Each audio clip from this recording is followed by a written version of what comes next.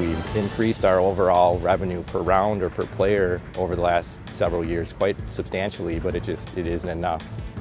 Golf season is just about to wrap up, and some courses will be closing for good. Some municipal or government-owned courses are struggling across the country and right here in Wisconsin, so we're looking into why these courses are disappearing.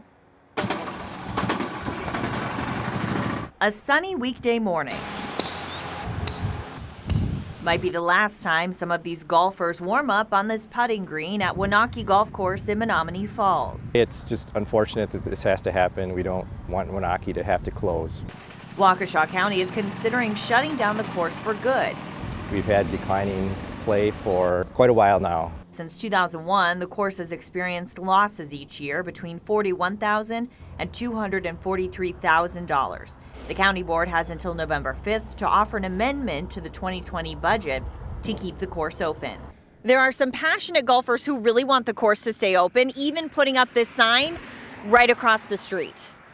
Joe Vahuska is leading the effort to save the course. Notice his hat. It's home for a lot of people. It's a beautiful golf course. It's part of the community. It adds greatly to the quality of life in the county. Vahuska wants the course to charge more and get creative.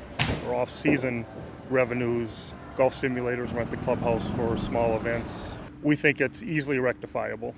Waunakee isn't the only course combating challenges. According to the National Golf Foundation, about 1/3 of public courses don't make enough money to cover annual operations. Experts say a golf course boom created too many courses for not enough golfers. Plus, millennials are interested in different activities. We've been struggling financially for years, I would say decades at this point, truthfully. We talked to the park superintendent for the city of Madison, Eric Knepp, through Skype.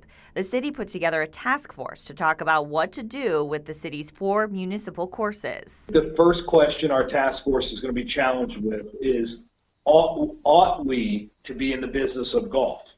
I tend to think that golf will be a part of what we do for a long time, because there are a lot of golfers, and golfers rely on us for the affordable, accessible access to a game that otherwise can be quite expensive.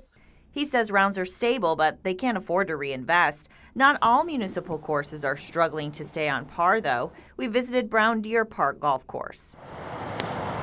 Chet Hendrickson, the golf services manager in Milwaukee County, says he wants to make sure the course stays open, and they've made changes.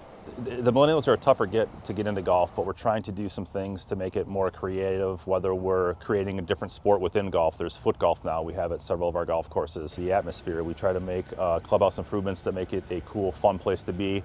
Milwaukee County told me Brown Deer's profits and loss numbers weren't readily available, but revenue is going up a little. In 2014, the course had more than $901,000 in revenue, and just last year, almost $1.2 million. In Madison, they hope other courses like Brown Deer can hang on and keep the fairways open. Golf is not dead. It is not, I don't think, even dying. What is notable is the middle-aged, we'll say 35 to 55-year-old golfer. That rate is concerningly down from where it was 20 years ago. Right now, the National Golf Foundation is researching the 2,500 municipal golf facilities across the country to see how they're doing. So what happens with these courses when they close? Waukesha County says they don't have concrete plans for Waunakee just yet. A team is working on a plan and exploring using the land as a park or other green space, non-county owned golf course or development.